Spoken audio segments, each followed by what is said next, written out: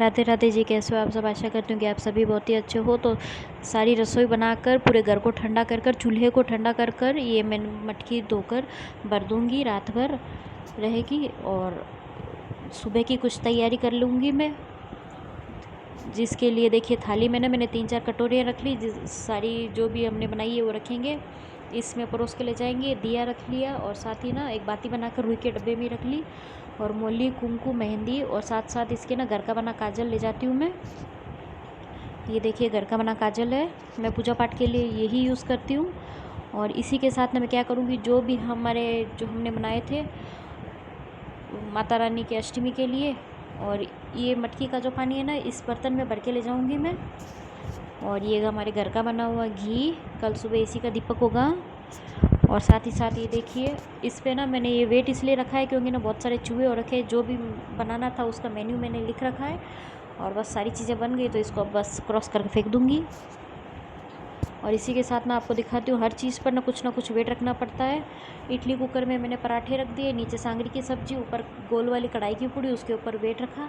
और फिर पास में ना राबड़ी बनी हुई है, उसके ऊपर भी वेट रखा ताकि चूहे खोले तो हमें पता चल जाए। और ये दूध ठंडा हो रहा है। ये है गेहूं की रोटी के सूखे खाकरे, इनको मैं प्लास्टिक के डब्बे में ऐसे ही ढककर रख दूँगी। और ये ना जो आटे की टंकी होती है उसके ऊपर मैंने हलवा रखा है, इस पर भी मैं वेट रख दूँगी ताकि ये जूठे ना हो जाए चूहों से।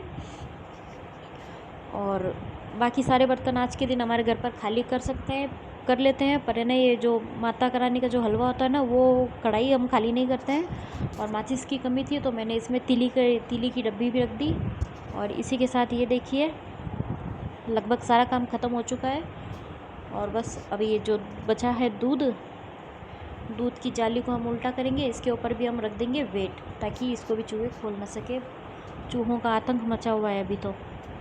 और गैस के आगे हमेशा ना मैं ऐसे नैपकिन बिछा के रखती हूँ ताकि अगर चाय वाय कुछ बनानी हो, कुछ गिर जाए तो ना बार बार बाहर भागने की ज़रूरत ना पड़े।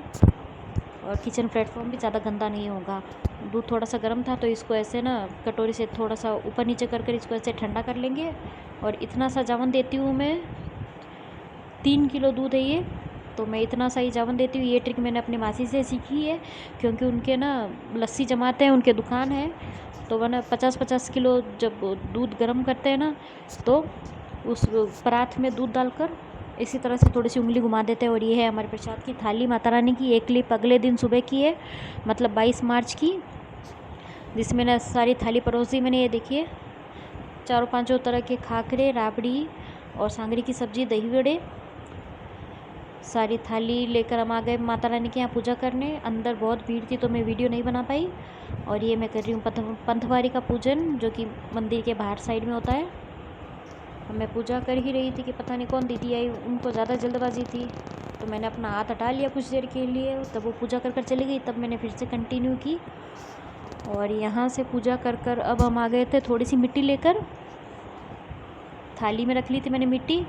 और मिट्टी लेकर हम यहाँ आगे आए ही थे। 3 पालसी लिए हमने और गुडला लिया और दक्षिणा चढ़ाई हमने वहाँ पर पंतवारी जी के यहाँ। और बस मैया रानी की सवारी खड़ी थी तो इनकी भी हमने पूजा की। कुमकुम, मेहंदी, मोली, काजल लगाकर मोली बांधी। और ये देखिए ये ना मेरे हाथ से प्रसाद नहीं ले रहे थे, हलवा नहीं खा रहे थे, तो मैंने इनके जो भाई साहब बैठे हैं पास में उनको दिया तो उनके हाथ से इन्होंने खा लिया था। और हम ना आधी दूर आ गए थे, फिर हमको याद आया था कि भाई इनकी दक्षिणा तो हमने दी नहीं, तो आधी दूर से हम वापस आए यहाँ पर। और यातिका को भेजा मैंने कि उनकी ना दक्षिणा देकर आए।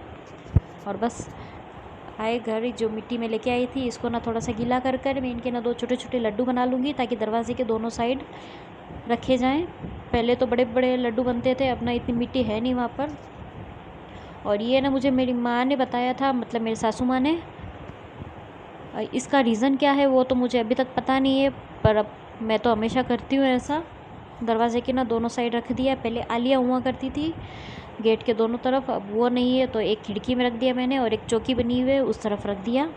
और अंदर आकर किया मटकी पूजन। और माता रानी की कहानी शायद मैं जितना जानती हूँ उतनी ये है कि एक दिन माता रानी आई धरती पर, शीतला माता, डोंगरी ज़िले में राजस्थान के। वो ये देखने के लिए आई कि है ना, यहाँ चलिए देखते हैं कि है ना मुझे कोई पूछता है, मेरी कोई पूजा करता भी है।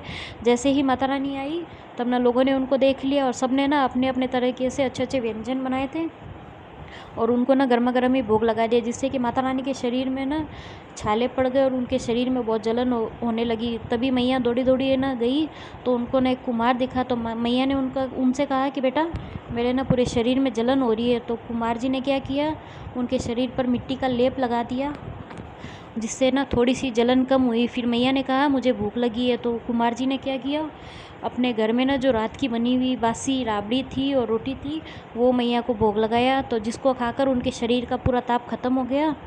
और तभी मैया ने कुमार जी से कहा कि ना आज शाम को ना सारी नगरी में आग लग जाएगी सिवाय तेरी झोपड़ी के, और तेरे घर पर ना किसी चीज़ की अन्न धन किसी चीज़ की कोई कमी नहीं होगी कभी भी, ये मेरा आशीर्वाद है। यह कहकर मैया चली गई। और शायद हो सकता है मेरी कहानी गलत हो, जो जितना मैंने सुना है उतना मैंने आपको बताया। अगर गलत हो तो आप मुझे ज़रूर बताना। और शीतला माता जी और गणगौर मैया की क्या रिश्ता है ये मुझे बिल्कुल भी नहीं मालूम, मैं इस बारे में कुछ नहीं जानती। अगर कोई जानता है तो मुझे बताएं, मैं तो 1% भी इस मामले में पता नहीं है मुझे।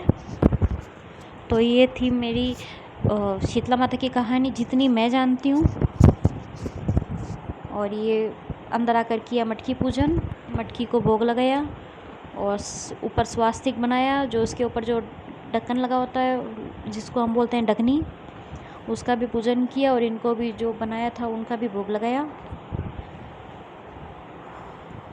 हो सकता है आपको ये वीडियो पसंद आई हो, ना आई हो तो प्लीज़ ये भी मुझे ज़रूर बताएं। तो धन्यवाद। जय माँ करनी।